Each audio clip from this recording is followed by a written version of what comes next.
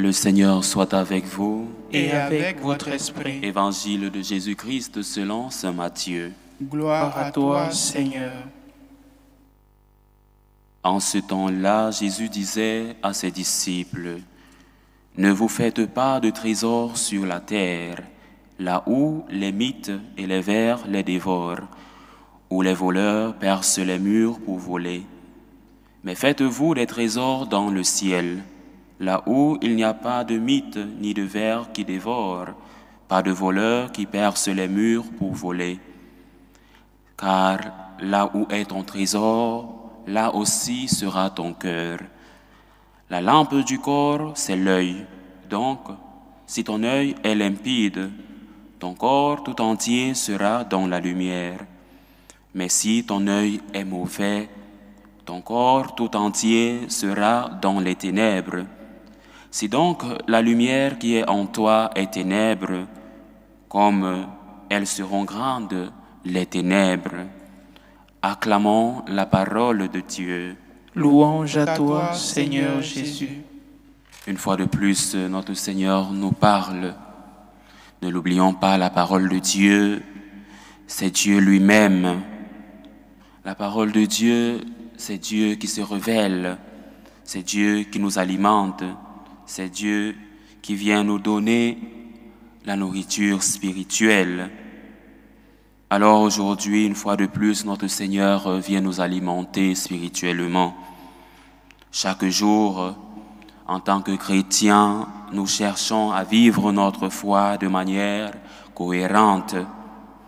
Nous croyons en un Dieu Trinité, nous croyons en l'incarnation du Christ, nous croyons en l'Église, sacrement de salut, mais entre l'enseignement dogmatique que nous professons, la morale évangélique que nous essayons de vivre et notre espérance concrète souvent marquée par nos épreuves, nos nuits, nos ténèbres, nos difficultés, nous nous heurtons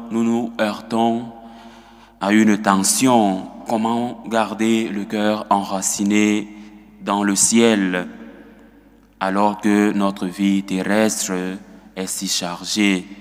C'est la question fondamentale que nous devons nous poser aujourd'hui. Alors la question que pose Jésus dans l'évangile que nous avons écouté vient donc nous proposer ou nous provoquer avec amour. Notre Seigneur vient bouger notre intérieur par ce questionnement. Où est ton trésor? Où est ton trésor? Nous dit notre Seigneur, là où est ton trésor, là aussi est ton cœur. Alors aujourd'hui, chacun de nous va se poser cette question, où est mon trésor? Alors dans le sermon sur la montagne, Jésus ne donne pas des conseils vagues, mais des orientations vitales. Notre Seigneur nous dit, là où est ton trésor, là aussi sera ton cœur. Le trésor dans la pensée biblique, ce n'est pas seulement ce que nous possédons matériellement, mais ce que nous estimons précieux à nos yeux. Cela peut être l'argent, oui, mais aussi notre réputation, notre réussite ou même nos blessures. Et Jésus nous demande, qu'est-ce qui habite ton cœur? Où est ton trésor? Qu'est-ce qui habite ton cœur? La lampe du corps, ajoute Jésus, c'est l'œil. Alors, dans la culture juive, l'œil symbolise le regard intérieur, la façon dont nous jugeons, discernons, voyons les autres et le monde. Alors, si notre regard est limpide, si notre regard est propre, c'est-à-dire aligné sur la vérité de Dieu, alors tout notre être rayonne de la lumière divine. Mais si notre œil est tordu, jaloux, obscurci par l'avidité ou la peur, par la moquerie, par les envies, par la méchanceté, alors notre propre lumière intérieure devient ténèbres. Quel est notre regard aujourd'hui? Est-il purifié par l'Évangile, par la parole de Dieu, ou contaminés par nos illusions ou par les illusions du monde, par l'enseignement du monde. Nous nous laissons transformer par l'enseignement du Christ ou par l'enseignement du monde. Alors, Saint Paul nous propose un récit émouvant, mais aussi intéressant, un récit qui nous plonge dans ses faiblesses, dans ses souffrances. Alors, Saint Paul, à la lecture, la première lecture que nous avons écoutée, propose ses souffrances. Il nous parle de ses humiliations, il nous parle de ses combats. Il pourrait se glorifier comme les autres apôtres autoproclamés, mais il choisit de se glorifier dans ses faiblesses, dans son humilité, parce qu'elle révèle la puissance de Dieu. Ses faiblesses révèlent la puissance de Dieu. Alors Saint Paul ajoute une phrase bouleversante. Ma préoccupation quotidienne, le souci de toutes les églises. Alors toutes les églises que Saint Paul a fondées étaient devenues ses préoccupations quotidiennes. Quelle est notre préoccupation quotidienne? Alors nous devons nous lever pour répondre à cette question de manière positive. Notre préoccupation quotidienne, c'est le Christ. Aimer le Christ plus que jamais.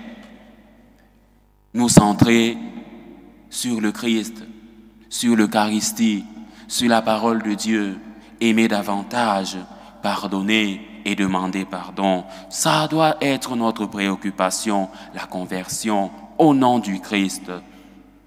Alors, bien-aimé de Dieu, Paul nous montre ici où est son trésor.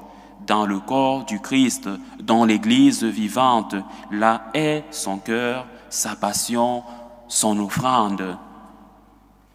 Alors nous aussi, notre offrande doit être l'Eucharistie, la messe quotidienne, la parole de Dieu méditée quotidiennement. Notre trésor doit être l'amour que nous avons pour les uns et les autres, l'amour que nous avons pour Dieu. Où est ton trésor? Quelles sont tes préoccupations?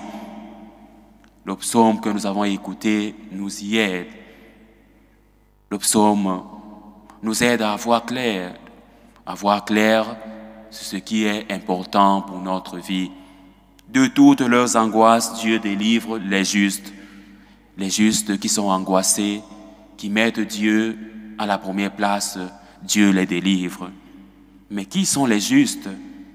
Ce ne sont pas ceux qui n'ont pas de problème, mais ceux qui gardent le cœur pur, ceux qui gardent les béatitudes, ceux qui gardent et s'attachent à Dieu même dans la tourmente.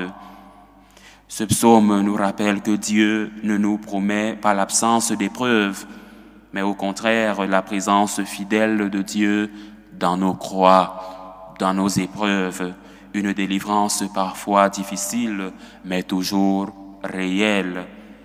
Alors le Saint-Pape Jean-Paul II, ce pasteur au cœur brûlant, disait un jour, « N'ayez pas peur. N'ayez pas peur de donner votre vie au Christ. Il ne vous enlèvera rien, mais il vous donnera tout. N'ayez pas peur de donner votre vie au Christ. N'ayez pas peur de mettre en Christ votre trésor.